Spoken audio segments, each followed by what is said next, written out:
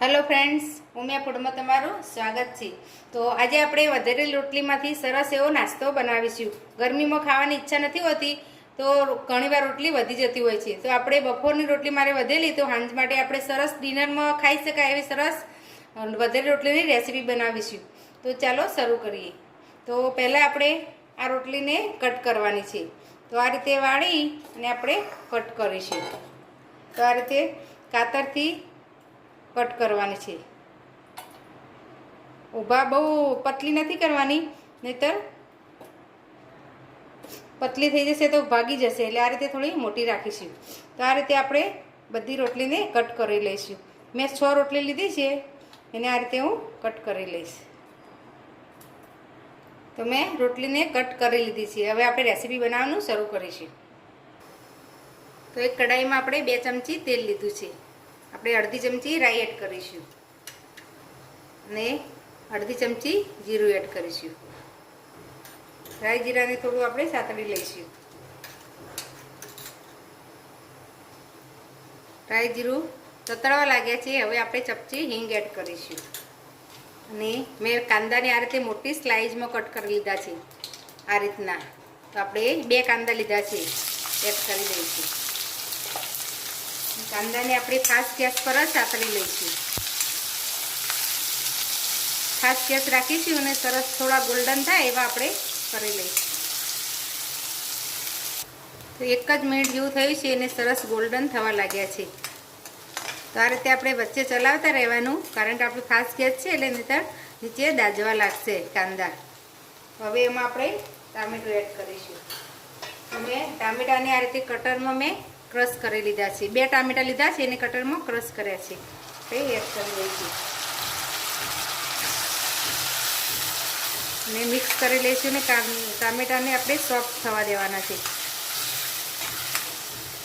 Gas fast જ રાખીશું।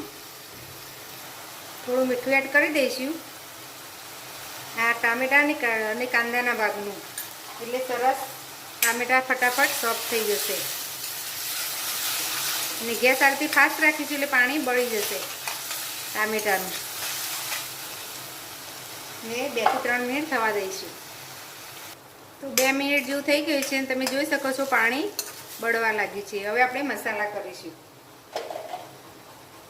તો હળદર એડ કરીશું, 5 ચમચી જેટલી હળદર એડ કરીશું। તીખાશ જોઈતી હોય એ પ્રમાણે આપણે લાલ મરચું પાવડર એડ કરીશું। 1 ચમચી જેટલું ધાણા જીરું પાવડર એડ કરીશું। ધાણા જીરું પાવડર થોડું આપણે આગળ પડતું એડ કરીશું। હવે સોયા સોસ લીધો છે મેં, 1 ચમચી આપણે સોયા સોસ એડ કરીશું। હવે ટોમેટો કેચઅપ લીધો છે, એ પણ આપણે 1 ચમચી જેટલો એડ કરીશું। સોસ તમે વધઘટ કરી શકો, બાળકો માટે બનાવતા હોય તો તમે ટોમેટો કેચઅપ થોડો વધારે એડ કરી શકો। મિક્સ કરી લઈશું। તમે આમાં કાળા મરીનો પાવડર એડ કરવો હોય તો એ પણ એડ કરી શકો। લીલા મરચાં અને લસણ એડ કરવું હોય તો એ પણ એડ કરી શકો। તમારા ઘરમાં જે અવેલેબલ હોય, તમે મસાલા જે રીતે ગમતા હોય એ પ્રમાણે તમે એ મસાલા કરી શકો। હવે મસાલાને આપણે થોડી વાર ઢાંકણ ઢાંકી અને ચડવા દઈશું। તો 2 મિનિટ જેવું થયું છે અને સરસ તેલ બહાર આવી ગયું છે। આપણે આ રીતે તેલ છૂટું પડે ત્યાં સુધી આપણે મસાલાને સાતળવાનું છે। જો થોડું આપણે ગ્રેવીમાં પાણી જેવું હશે તો આપણી રોટલી સોફ્ટ થઈ જશે, એટલે આ રીતે તેલ છૂટું પડે ત્યાં સુધી સાતળવાનું। હજી આપણે 1 મિનિટ જેવું આ રીતે થવા દઈશું। તો તેલ સરસ બહાર આવી ગઈ છે, હવે આપણે રોટલી એડ કરી દઈશું। તમે ચોરસ પીસ કરીને રોટલી એડ કરશો તો પણ સરસ લાગે છે। તમને જે રીતના કટિંગ ગમતું હોય એ રીતે રોટલી કટ કરી લેવાની ને હવે હળવાથી આપણે મિક્સ કરી લઈશું।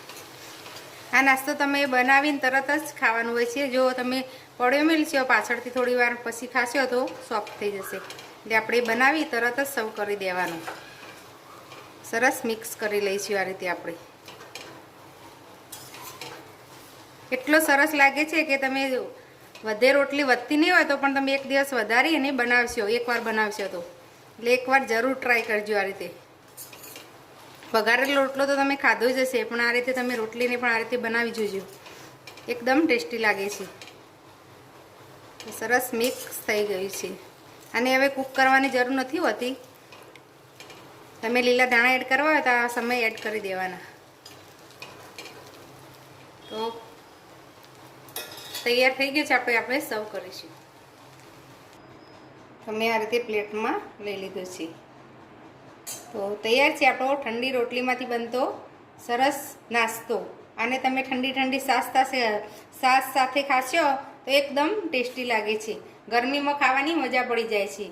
તો જો તમને મારી રેસીપી ગમી હોય તો મારા વિડીયોને લાઇક, શેર અને મારી ચેનલને સબસ્ક્રાઈબ જરૂર કરજો.